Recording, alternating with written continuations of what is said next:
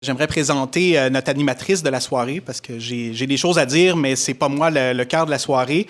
Donc, notre animatrice, c'est également l'animatrice de l'émission Les Années-Lumière à ici Radio-Canada Première, donc la radio de Radio-Canada, qui est là depuis quelques années déjà à la barre de l'émission, donc 3-4 ans à force, 4 ans, voilà.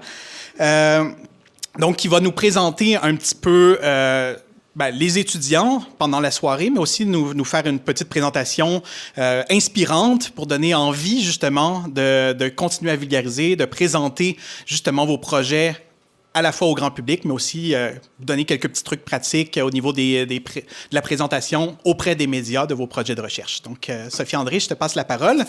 Puis, bonne soirée à tout le monde. On croirait des serpents, c'est vraiment... Oui. Oh, j'ai volé ton billet pour la consommation. Oh, oh, oh. Bien, bonjour tout le monde, merci d'être là, merci de participer à cet exercice de vulgarisation extrême qui est ma thèse en 180 secondes. Je sais à quel point c'est difficile, mais c'est aussi, en tout cas parmi les occasions de vulgarisation scientifique, probablement ce qu'il y a de plus festif et de plus spectaculaire. Peut-être que Dance Your PhD, c'est encore plus festif. Je ne sais pas si ce soir, il y en a qui, après la poutine, vont avoir envie de danser leur projet de recherche. Je vous laisse aller là-dessus. Par contre, un événement comme ça, d'une certaine façon, c'est très facile à vendre pour le grand public. Fais-moi un petit signe, c'est vrai, j'ai pas pris mon chrono, là, puis je vais pas dépasser mon temps, Alexandre, fait que fais-moi un petit signe. C'est facile à vendre pour le grand public parce que, justement, il y a un côté spectacle et spectaculaire, mais il y a évidemment plein d'autres occasions de faire de la place pour la science dans les médias. Moi, je parle des médias grand public, mais j'anime une émission qui est quand même spécialisée en sciences. Et très souvent, d'ailleurs, beaucoup dans les 2 dernières années, on dit qu'il n'y a pas assez, il y a peu de science dans les médias, qu'on en parle peu et qu'on en parle mal. Les gens trouvent que les journalistes sont pas très bons pour vulgariser la science et pour parler d'enjeux qui sont parfois très complexes, de recherches qui sont parfois très nuancées, et ça finit des fois par déraper. C'est pas faux, mais moi, j'ai pas les données probantes pour vous dire exactement la place quantitative de la science dans les médias. J'ai pas vraiment non plus l'intention de me transformer en juré puis de vous parler de la qualité de l'information ou de la compétence de mes collègues ailleurs pour parler de science. Mais je peux vous parler du comment, par exemple. Parce que si vous voulez devenir, vous, des acteurs de changement pour qu'on parle plus de science dans les médias, pour qu'on parle mieux de science dans les médias, bien, vous pouvez vous-même, de votre propre initiative, commencer à nous aider à faire plus de place à la science, à votre science, à vos travaux, à vos données à vous. Donc, comment la science aboutit dans les médias, dans les journaux, dans les magazines? Je veux vous donner des clés, peut-être, pour vous aider à faire voyager votre science à vous, dans cet écosystème-là, parce que les médias, c'est facile de dire les médias, mais les médias, c'est plein de choses. Les médias, de la science dans les médias, ça passe dans plusieurs types, plusieurs formats. Il y a les grandes émissions spécialisées, bien sûr. Moi, j'anime les Années-Lumière à Radio-Canada, c'est la radio. Il y a Découverte. Est-ce qu'il y a des gens qui connaissent Charles Tisser ici? À chaque fois que je suis avec Charles Tisser, c'est comme être avec, je sais pas moi, Bono. C'est fou. J'adore ça. Il y a bien sûr la Semaine verte aussi. Il ne faut pas oublier d'autres émissions où on parle de science, d'environnement. Si vous parlez anglais, Quirks and Quarks à CBC Radio. Donc, il y a des émissions spécialisées en sciences qui sont bien évidemment des véhicules pour vous. Il y a des revues de vulgarisation, Québec Science en est une, mais toutes les déclinaisons, puis là, vous avez Laurence Mag qui s'y connaît très, très bien. Pour les autres publics aussi, des revues pour des publics plus jeunes, parce que si vous êtes capable de faire 3 minutes pour résumer vos travaux, vous êtes aussi peut-être capable de le faire pour un public beaucoup plus jeune. Et il y a les émissions d'information générale, parce que là aussi, dans les bulletins de nouvelles, dans les émissions un petit peu plus longues, comme le matin, le retour à la maison, il y a des occasions de parler de sujets scientifiques. Il suffit de trouver la bonne façon de vendre son sujet, de lui donner une swing, une twist, un angle, finalement, pour qu'on puisse avoir accès à ces connaissances-là dans les grandes émissions ou dans les chaînes d'information continue aussi. Il y a des chroniques, il y a des éditoriaux. Ce ne sont pas des articles, ce ne sont pas des nouvelles, c'est un autre point de vue, mais les chroniqueurs et les éditorialistes sont aussi des gens que vous pouvez essayer de contacter. C'est plus facile que jamais de nous contacter. On est facile à trouver via le web, puis on est ouvert parce qu'on cherche toujours des bonnes idées, on cherche des bons sujets. Alors, déjeunez-vous. On est là pour vous écouter. Mais chacune de ces types d'émissions-là a ses formats, a ses propres critères. Je vais vous donner un truc pour justement trouver des nouvelles façons de donner un angle au sujet que vous voulez, par exemple, nous proposer. Bulletin d'information. Et je vais utiliser les 5 W. Connaissez-vous les 5 W? Ici, tout le monde connaît who, what, when, where, why. Moi, ma science, c'est ça. Ma seule science, c'est ça. C'est la base de mon métier. Qui, quoi, où, comment, pourquoi. Ce sont les 5 questions de base qu'on se pose quand on veut décider si oui ou non quelque chose mérite de faire les nouvelles. Si je fais des nouvelles, un bulletin de nouvelles, si je fais de l'information continue, j'ai 1 minute 20, max. Des fois 2 minutes pour raconter mon histoire. Vous avez trouvé ça difficile de faire vos travaux en 3 minutes, 180 secondes. Imaginez 120 secondes, imaginez 140 secondes. Alors, il faut penser à éplucher, aller chercher l'essence, le message premier de vos travaux. Ça, c'est le quoi. Bon, de quoi je parle vraiment là, dans l'essence. Des critères, par exemple, quand vous voulez faire parler de vos choses dans les informations, pourquoi il faut en parler maintenant? Quand vous voulez vendre vos sujets, qu'est-ce qui fait que si je fais une émission d'actualité, je parle de l'actualité d'aujourd'hui? Pourquoi aujourd'hui je devrais parler de votre sujet? Puis des fois, il y a une bonne raison. Il y a un prix qui est remis, il y a une décision internationale qui va être prise demain ou qui est prise aujourd'hui, puis on veut réagir. Il faut trouver... J'appelle ça la poignée, moi. Mais la poignée que le journaliste va prendre pour dire il faut parler de ce sujet-là aujourd'hui. Puis vous pouvez, en amont, des fois réfléchir vous-même à si je veux vendre mon sujet, là, avec quel W, là, avec quelle question je vais pouvoir le faire. Souvent, quand j'étudiais en journalisme, pour déterminer ce qui vaut la peine de faire partie d'un bulletin de nouvelles, par exemple, on se disait un chien qui mord un homme. Probablement nouveau. C'est pas une nouvelle. Un homme qui mord un chien. Ah, ça, c'est intéressant. C'est comme ça qu'on pense, un peu. Je sais, on est un peu basique, mais c'est comme ça qu'on pense. Mais les émissions maintenant d'information plus générale, mais à plus longue durée, où là, il y a des entrevues un petit peu plus longues, on peut utiliser aussi des questions de base du journalisme. Pourquoi je parle de ça? Mais pourquoi mon sujet va changer? Pourquoi c'est important? Qu'est-ce que ça va changer dans la vie des gens qui m'écoutent? Je sais que très souvent, puis on est dans sciences fondamentales, puis la première question, oui, mais ça va servir à quoi? Mais c'est comme ça qu'on accroche les gens. Si on commence comme ça, au lieu de terminer comme ça une entrevue, on a l'attention des gens.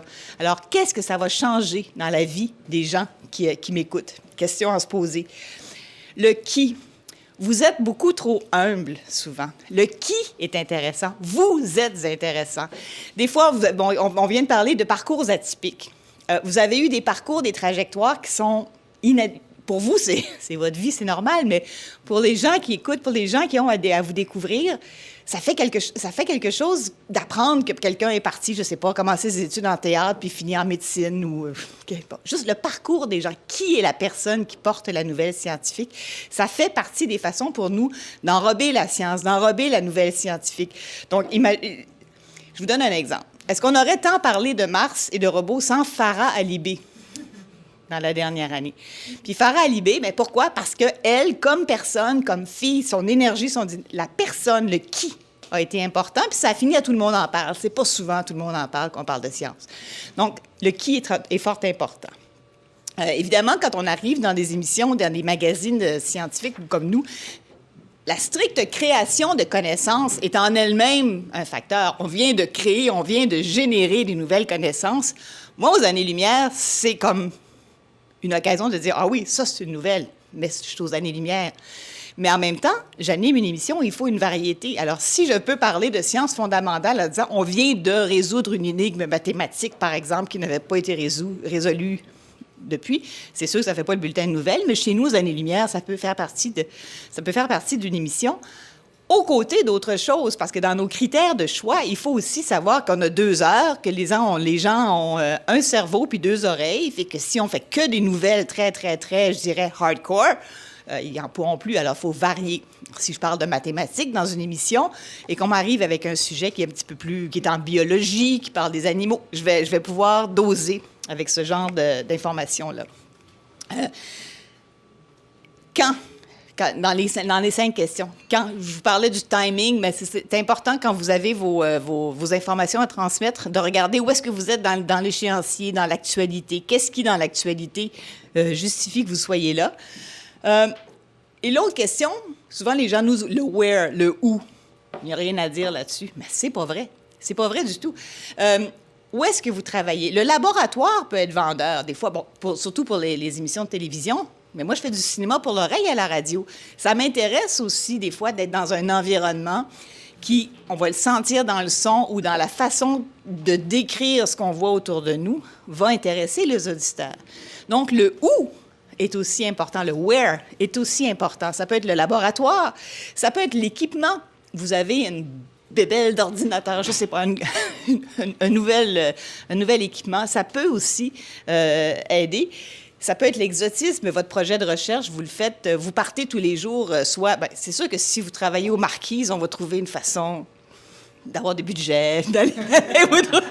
Non, on n'en a pas souvent, mais c'est sûr que là, il y a un exotisme. Si vous travaillez dans le Grand Nord, l'exotisme, il va de soi, bien sûr, mais si vous travaillez dans les égouts, ça en est un exotisme, ça aussi.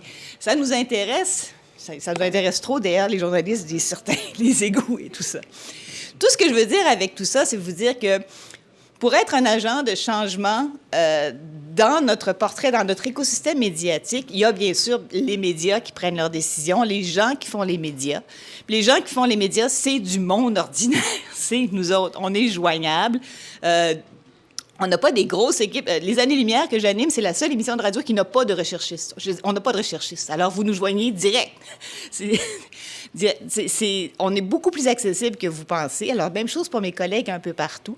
Donc, si vous voulez être un agent de changement, bien, il y a une responsabilité qui ne relève pas de vous, mais il y a une partie de la responsabilité qui peut aussi vous revenir en disant « Osez, contactez-nous, pensez à cibler votre histoire pour l'auditoire auquel vous vous adressez. » Vous allez nous aider à ce moment-là à nous intéresser nous-mêmes à vos histoires, puis ensuite à les vulgariser pour intéresser nos publics. Travaillez donc les angles. Travailler la qualité du français, c'est ma bataille, parce que je sais qu'à partir du moment où, quand on a une trajectoire scientifique, assez rapidement, les points en français arrêtent de compter. Ça, le système est fait comme ça. Mais quand vous arrivez au bout et que vous devez communiquer vos travaux, il y a à peu près rien que ça qui compte, moi, pour mon micro, les points en français. Donc, c'est important de garder en tête tout le long de votre trajectoire, de garder très, très alerte ce muscle qui est le français, qui est le recours à des expressions en français, à des images en français, parce qu'on a besoin de gens comme ça qui s'expriment dans nos médias. Malheureusement, moi, des fois, je me retrouve à interviewer quelqu'un, un post-doctorant, parce que quand je parle pas seulement à des chercheurs, je parle à beaucoup de doctorants, de post-doctorants, même des gens à la maîtrise, même au cégep, des fois. Tout le monde nous intéresse. Mais il arrive des fois que je dois aller en France parce que j'arrive pas à trouver quelqu'un ici qui est capable, dans un laps de temps qui est long pour nous, mettons 8 minutes. C'est super long pour nous, ça, 8 minutes. Mais 8 minutes de quelqu'un qui s'exprime mal, bien, c'est une éternité. Donc ça, on en a besoin. Alors voilà, et aller directement à l'essentiel, mais ça, vous allez avoir une démonstration éloquente de tout ça. Allez directement à l'essentiel. Vous écrivez des articles scientifiques, puis c'est fait comme ça part avec plein de justifications, puis le contexte, puis là, ça arrive au punch. Nous, on fait exactement le contraire. Prenez votre article scientifique, mettez-le à l'envers. Donnez-nous le punch en partant, puis les explications après, puis on va être content. Voilà. Avez-vous des questions? Est-ce qu'il y a des serpents? On a quelques minutes pour une ou deux questions, si vous avez des questions.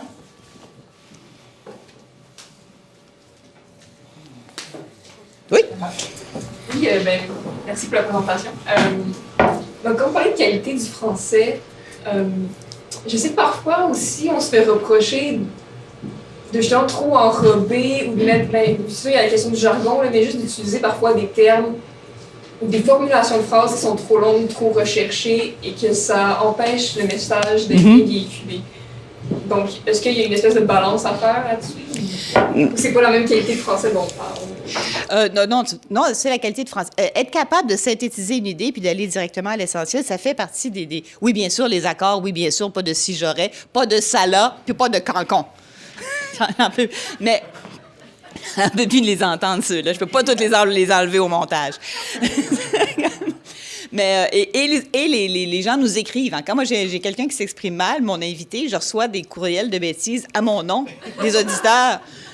Pour dire qu'est-ce que je voulais que je fasse, j'étais pas pour le fouetter. Je disais ça, là.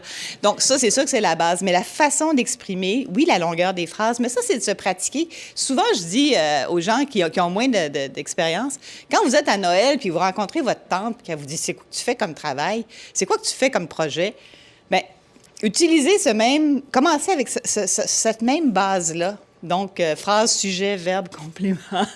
On y va simple. Et la nuance est fort importante, je sais, mais vous ne parlez pas à vos pairs.